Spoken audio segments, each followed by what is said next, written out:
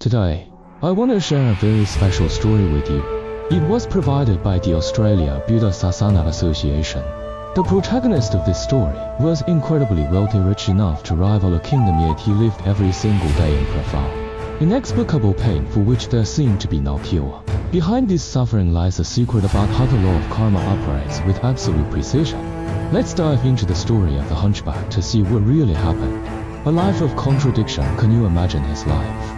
If you had endless wealth and could buy anything you desired, but at the same time, your body was in agony every single day, wouldn't that feel incredibly strange?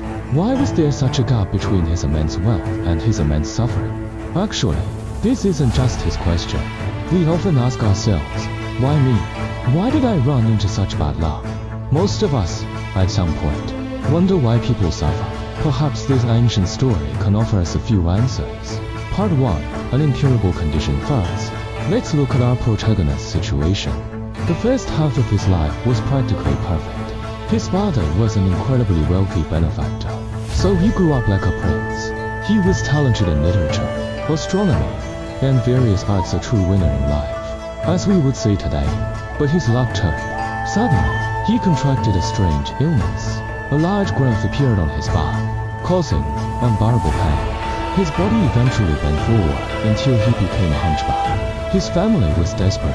They spent money like water, searching for famous doctors, but nothing worked. They even invited the 6 greatest non-Buddhist masters, the famous teachers of that era in India, but even they were powerless to help. Part 2. The miraculous healing. Just when everyone was ready to give up, a miracle occurred. A friend suggested to the family, stop looking for those other masters. Go and invite the true teacher, Shakyamuni Buddha. His father saw this as a final lifeline. He immediately went to pay his respects to the Buddha and sincerely invited him and his disciples to their home the following day for an offering. The next day, the Buddha arrived. The young hunchback saw him coming from a distance. In that moment, he was completely stunned, utterly awestruck. In Buddhism, it is said that the Buddha's body possesses 30 physical marks of perfection. These aren't just natural traits, they are the result of many lifetimes of spiritual cultivation. What the young man saw was a sense of divinity and solemnity that surpassed anything beautiful in this world. Can you imagine that feeling? Just by looking at the Buddha, before anything was even said, he felt a surge of joy and bliss. This Dharma joy was more intense than the happiness a practitioner might feel after 12 years of meditation. It was a pure explosion of faith from the deepest part of his heart. Then, the miracle happened.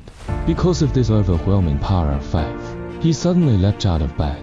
At that exact moment, his back, the very thing that had tortured him for years, instantly straightened. He was completely healed, looking like a normal person again. He rushed to the Buddha and prostrated in gratitude. His family watched in shock and delight. No one could believe their eyes. Everyone, including the Buddha's own disciples, was puzzled. How is this possible? A disease that the top masters couldn't cure was healed just by seeing the Buddha. What is the logic behind this? Part 3. The price of a prank.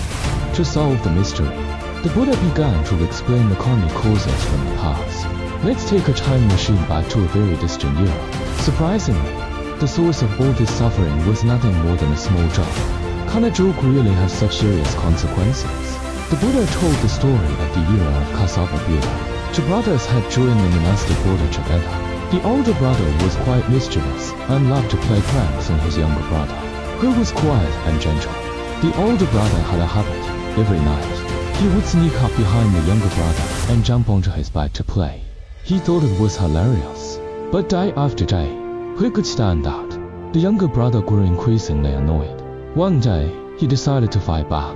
He hid a large, heavy stone inside his robes. That night, unsuspecting, the older brother jumped on him as usual. There was a loud thud, and the older brother's back slammed into the stone. His spine broke instantly, and he became a permanent hunchback. A simple prank turned into a tragedy. The price of that joke was far too high. The younger brother felt terrible remorse, and it was this deep regret and the powerful vows he made at the end of his life that changed his future destiny. Part 4. The precision of karma. The younger brother in that past life is the protagonist of our story. Though he didn't intend to break his brother's back, seeing his brother disabled because of him caused him immense pain. He spent the rest of his life caring for his brother to make amends.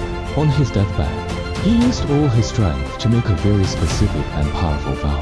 In Buddhism, the thoughts one holds at the moment of death are incredibly potent. They can determine the direction of the next life. Look at how precisely his karma played out. The vow, the causative result, he vowed to be born into a wealthy family. He was born as the son of a wealthy benefactor. He vowed to meet the next Buddha Shakyamuni. The Buddha personally visited his home. He vowed that the Buddha would end his pain. His back straightened the moment he saw him. He vowed to leave home and attain arhatship. He became a monk and realized enlightenment. The results matched the vows perfectly, without the slightest error. The boomerang effect. This story isn't just a miracle tale. It reveals a universal law, the law of invariable cause and effect. This law is perfectly fair. He sowed a bad seed by harming his brother, so he had to endure the fruit of being a hunchback. However, because he sincerely repented, made amends, and made powerful good vows, those positive causes also bore fruit. He suffered first, but eventually, those good connections allowed him to meet the Buddha and find liberation. There is a core sentence in this story that hits home. What you cause others to become, you will one day become yourself. This means that whatever we do to others, whether through physical actions or hurtful words, will eventually return to us like a boomerang. This isn't God punishing you. It is a neutral, objective natural law. After hearing this story, perhaps we can pause and think, what kind of script are we writing for our future with the words we speak and the things we do today? Is it a comedy or a tragedy? More importantly, if we aren't happy with our current script, do we let the protagonist have the power to rewrite our future through sincere repentance and by making better vows today?